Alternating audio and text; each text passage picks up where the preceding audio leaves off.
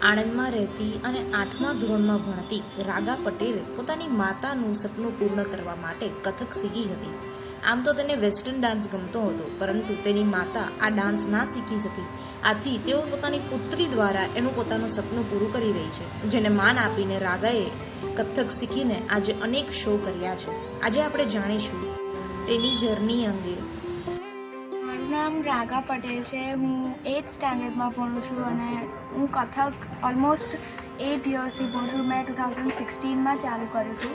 મારી મમ્મી જ્યારે મ્યુઝિકમાં માસ્ટર્સ કરતી હતી ત્યારે એને એવું હતું કે એક સબ્જેક્ટ એ ફ્રીમાં ભણી શકે, તો એણે સિતારમાં માસ્ટર્સ કર્યું અને વોકલમાં માસ્ટર્સ કર્યું. પણ એને એવું બી હતું કે એ કથક શીખી શકે, પણ એનું ડ્રીમ એ ફૂલફિલ ના થઈ શક્યું, એટલે એનું ડ્રીમ હું ફૂલફિલ કરું છું. અને હું શ્રીમતી નમ્રતાબેન શાહ પાસે કથકની 8 વર્ષથી તાલીમ લઈ રહી છું.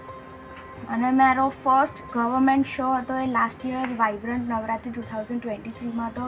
અને આ વર્ષે મેં લગભગ 5 કે 6 ગવર્મેન્ટ શોઝ બી કર્યા છે. મારો ડ્રીમ છે કે હું કથકમાં બહુ બધું અચીવ કરું, બધા એવોર્ડ્સ અચીવ કરું અને મારી મમ્મીનું ડ્રીમ ફૂલફિલ કરું. ત્યારે બહુ સ્ટ્રેસ્ડ હોઉં, મને સ્ટડીઝથી કંટાળી ગઈ હોઉં સ્પેશિયલી, ત્યારે હું ડાન્સ કરું છું. અને ઓલમોસ્ટ એવરી ડે 1 hour તો હું કરું જ છું, કારણ કે મને રિલેક્સ્ડ ફીલ કરે છે. મારો જે સ્ટ્રેસ છે બધો ઓછો કરવામાં હેલ્પ કરે છે.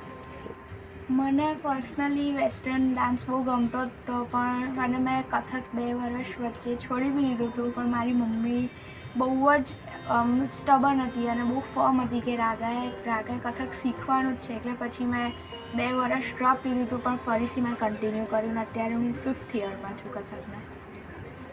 અત્યારે હાલમાં મને ભારત માતા અભિનંદન દિન સમારોહમાં હું આટલા બધા ગવર્મેન્ટ શોઝ કરું છું અને ઇન્ડિયન ક્લાસિકલ ડાન્સ કથકને રિપ્રેઝેન્ટ કરું છું, એના માટે અવોર્ડ આપવામાં આવ્યો છે.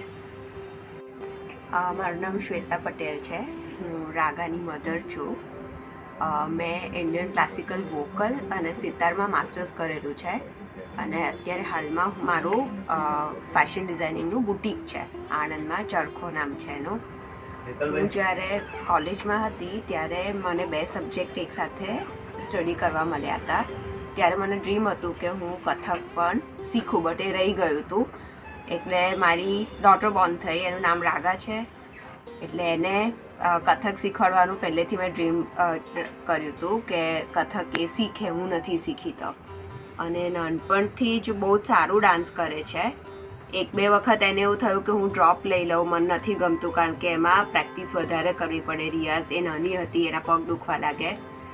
પણ ફાઇનલી મેં એને સમજાવી કે બેટા તું આટલું સારું કરે છે, તું કંઈક અચીવ કરી શકીશ. એટલે એણે કથક પછી રીજોઈન કર્યું અને અત્યારે ગવર્મેન્ટ શોઝ કરે છે. નેશનલ સ્કોલરશિપ માટે પણ એને સિલેક્ટ કરી છે અને શોઝ એના ચાલ્યા જ કરતા હોય છે.